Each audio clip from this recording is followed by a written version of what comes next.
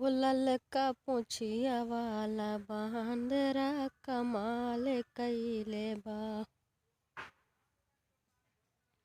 ललका पोछिया वाला बांदरा कमाल कइले बा। हो ललका पोछिया वाला बांदरा कमाल कइले बा। कमाल कइले बा हो कमाल कइले बा। ललका पोछिया वाला बांदरा कमाल कइले बा। ललका पोछिया वाला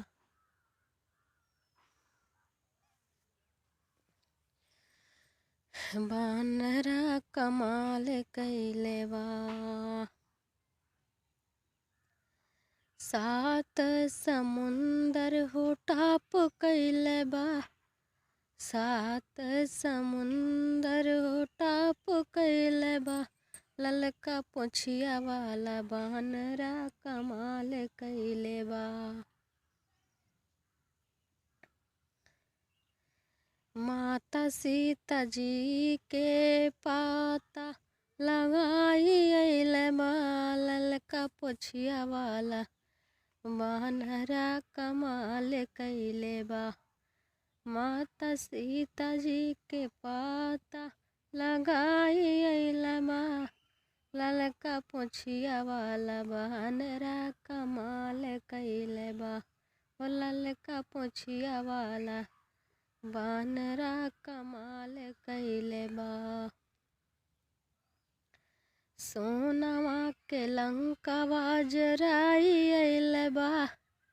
सोनवा के लंकावा जराई अइले बा। ललका पोछिया वाला बांदरा कमाल कइले बा। ओ ललका पोछिया वाला बांदरा कमाल कइले बा। कमाल कइले बा हो कमाल कइले बा हो कमाल कइले बा।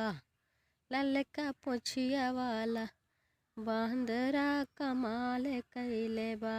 ललका पोछिया वाला बांदरा कमाल कइले बा।